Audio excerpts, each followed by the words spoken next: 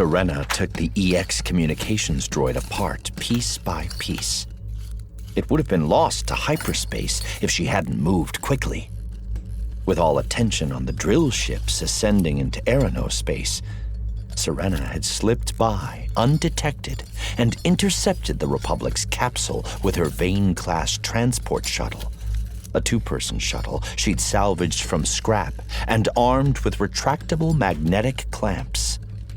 She'd welded and assembled it with her bare hands. She'd landed within the brushlands at an abandoned mining village that skirted the capital. There, Serena had found everything she needed to fulfill her mission. A quiet place to hide and serve her master well. The front door hissed open, letting in the chill and dust of the windy night. Abda had returned, and the scent of fried scorpion filled the room. Serena did not look up. I brought food. You've been at it for hours, Abda said, sitting on the threadbare rug.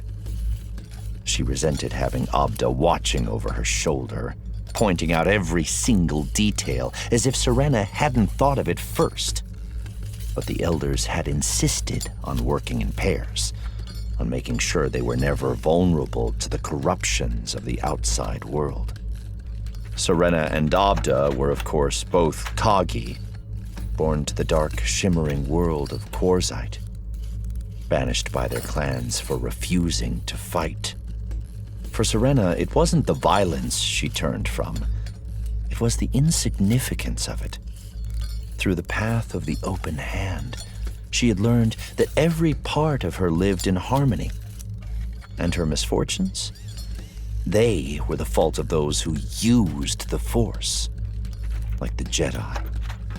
After years on Dalna, she had been called to a higher purpose, one she would fulfill with her last breath, because she was one of the Mother's children, and Abda was not. She snarled, "I'll eat when the work is done." Abda sighed, taking a bite of her meal. If you proc the wrong wire, everything will be erased, and we won't be able to learn why the Republic has come to this sector now. And if you can't dispatch it once we're done, they may get suspicious, and it'll lead back to us. I know what I'm doing. Serena pushed back her hood.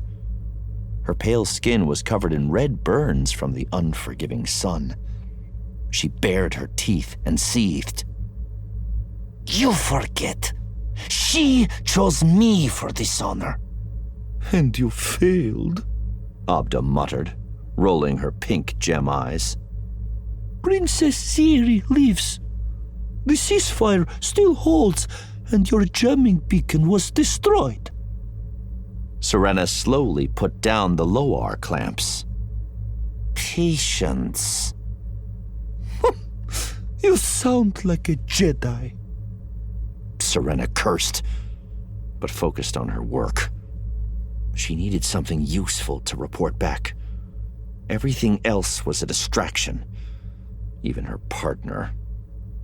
A bead of sweat ran straight down her nose, and she caught it with her tongue. Her fingers were steady with purpose as she plucked a silver wire that would trigger a system reset. Then she turned on the EX droid, and a hollow of two old Jedi, judging by their robes, flickered to life. That isn't Chancellor Molo, Abda grumbled as they listened. She always was short-sighted. Even better, Serena said. We need to tell the Mother. The Jedi have arrived. Abda awoke to the soft beeping of a holoprojector. Her holoprojector. Ever since they'd been stationed on Erina to survey the crisis, all communications had gone through Serena. But Abda was not jealous. She knew that the Force provided.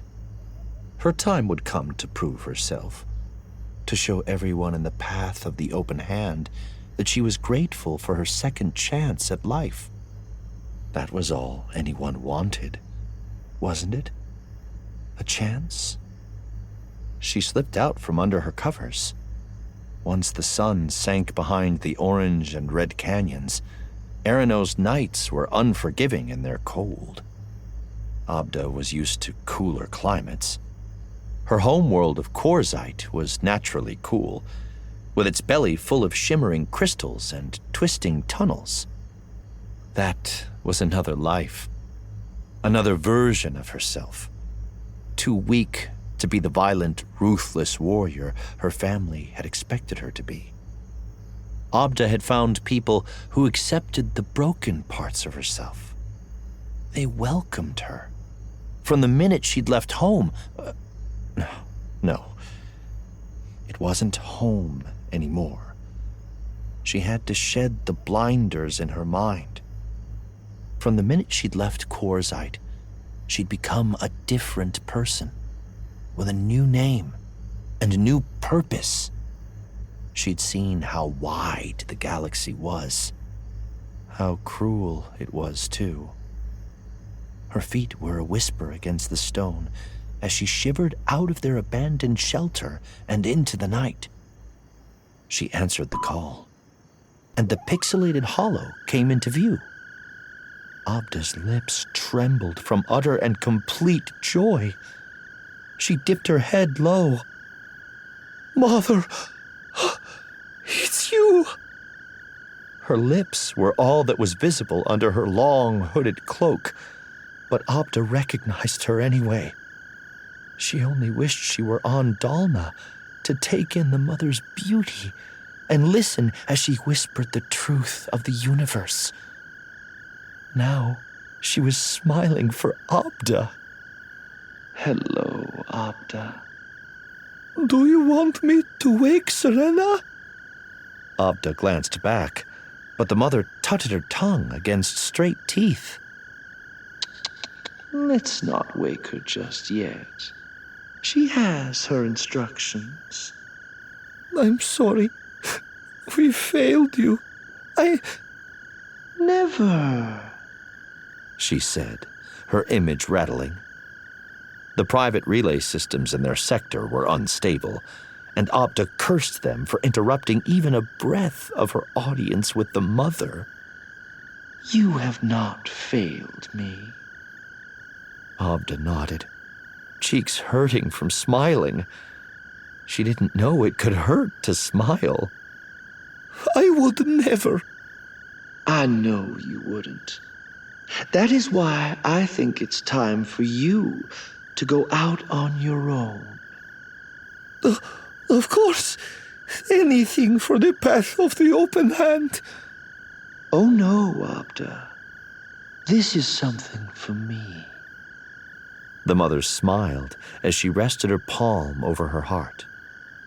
"I want you to take your rightful place as one of my children." Abda's stomach clenched with nerves. She'd waited and waited to be noticed, to be one of the mother's children. Oh, she wasn't ready. Was she? Serena always reminded her that she wasn't ready. But the only voice that mattered, the only voice of truth, was the mother's. "I would do anything." Her voice trembled with need. "Anything." "Good, Abda." The mother glanced over her shoulder. "You must do exactly as I tell you. Can I trust you?" "Yes," the young Kagi cried. "With every part of my being."